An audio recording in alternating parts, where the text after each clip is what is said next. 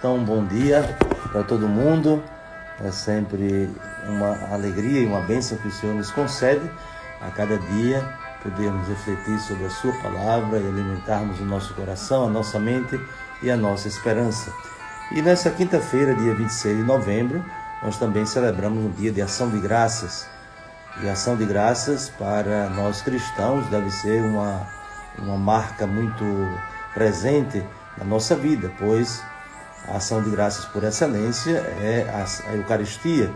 A Eucaristia que todos os dias nós celebramos e que fazemos o memorial da grande oferta de Cristo ao Pai.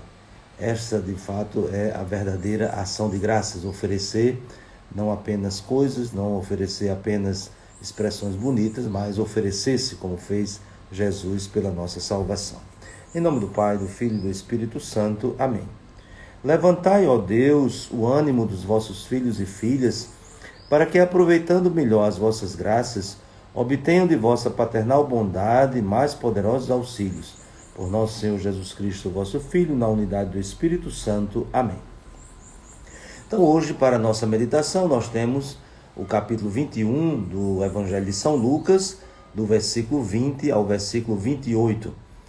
E nesses últimos dias do ano litúrgico, nós estamos ouvindo justamente esse ensinamento de Jesus, né, que nós podemos identificar dois níveis.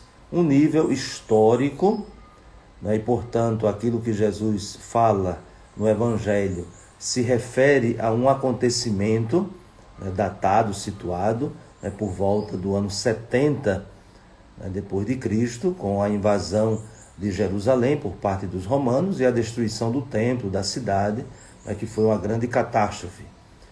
Portanto, este acontecimento aqui no Evangelho já é apresentado, né, nessa perspectiva profética, Jesus que anuncia, né, este acontecimento.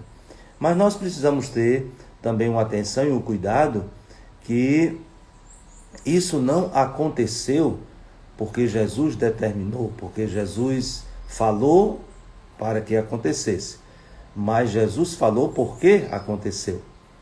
E, portanto, à medida que nós vamos lendo, né, a própria tradição profética, já do Antigo Testamento, nós não podemos cair neste equívoco, né, como se o profeta fosse uma personalidade para anunciar catástrofes, determinando essas catástrofes. Mas os profetas não fazem isso. Os profetas leem o momento presente com tanta profundidade que percebem quais são as consequências. Outro dia nós ouvimos o Evangelho relatando que Jesus chega em Jerusalém, quando vê a cidade de longe, Jesus começa a chorar e diz justamente isso. Se Jerusalém tivesse reconhecido a visita de Deus, se Jerusalém tivesse acolhido a visita de Deus, certamente teria evitado tantas coisas, inclusive esta invasão da qual Jesus fala no Evangelho de hoje. Então, o primeiro nível, nós temos um nível profético, histórico, né, que Jesus faz esse anúncio, sobretudo porque vê quais são as consequências, né, daquela conjuntura, né, daquele momento histórico.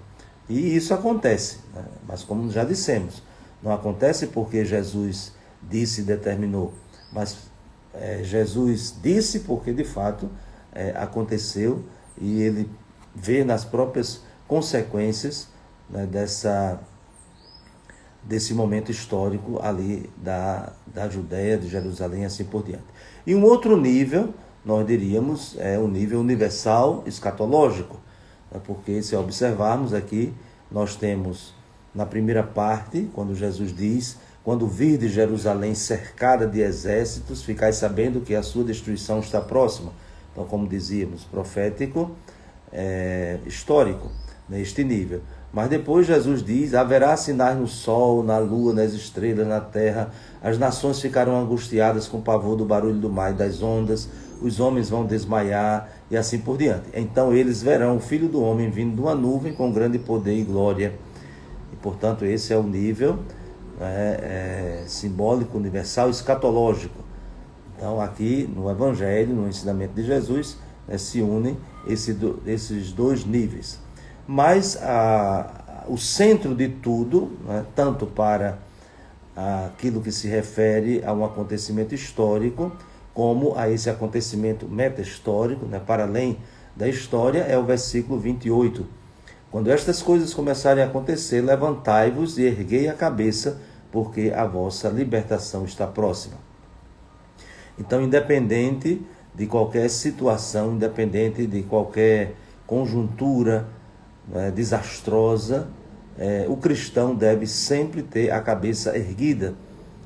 Isso não é uma alienação, nem muito menos uma ingenuidade, mas isso se enraiza numa certeza, na certeza de que Jesus também passou pelo sofrimento, passou pela tribulação, passou pela morte, mas está vivo, vencedor, vitorioso e presente no meio de nós.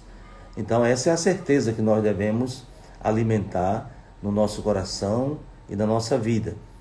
Então o próprio Jesus diz, como nós ouvimos outro dia, não ficará pedra sobre pedra, tudo passa, porém nós devemos cultivar aquilo que deve permanecer, a nossa fé, a nossa esperança, a nossa caridade, e termos a nossa cabeça levantada, erguida, na certeza de que o horizonte ele se abre sempre mais para aqueles que têm fé. Então que nesses últimos dias do nosso ano litúrgico, que nos colocam justamente nessa atmosfera de refletir sobre a conclusão de tudo, mesmo passando pelas dificuldades, passando pelas adversidades e tribulações da nossa vida, nós não desesperemos, não percamos a nossa esperança, pois esse é o grande testemunho que nós podemos dar no nosso mundo, no hoje que vivemos, na nossa história, sabendo que os fatos históricos, eles precisam ser sempre lidos nessa chave profética, isto é, aquilo que acontece, sobretudo as consequências de atitudes, de decisões, de opções, são sempre um apelo para a conversão. Isso também é uma característica do anúncio profético. O profeta não diz algo que é negativo para que aquilo aconteça assim automaticamente, mas há sempre um momento de apelo, de mudança, uma chamada de atenção, um convite de conversão. Então, Jesus também vai nessa própria linha, quando ele anuncia tudo isso, ele está fazendo um convite para a mudança de vida. Então, que nós acolhamos também esse convite, essa palavra de Jesus, para que, de fato, nós trilhemos o nosso caminho, trilhemos a nossa estrada, não como desesperados, fugindo de alguma coisa, mas como pessoas fortificadas na fé, que enfrentam, que mesmo diante de obstáculos, temos sempre a nossa cabeça levantada, porque temos essa certeza de que a libertação já nos foi alcançada pelo próprio Cristo com a sua morte e ressurreição. Então que nesse dia de ação de graças, elevemos a Deus o nosso coração, elevemos a Deus tudo aquilo que nós reconhecemos da sua bondade, da sua misericórdia, tantas graças e bênçãos que Ele nos concede. Então que este dia de ação de graças seja para nós uma oportunidade de reconhecer diante de Deus e também diante das pessoas tudo aquilo que dele nós temos recebido. E que desça sobre vós a bênção de Deus Todo-Poderoso, Pai, Filho e Espírito Santo. Amém. Um bom dia para todos e até amanhã, se Deus quiser.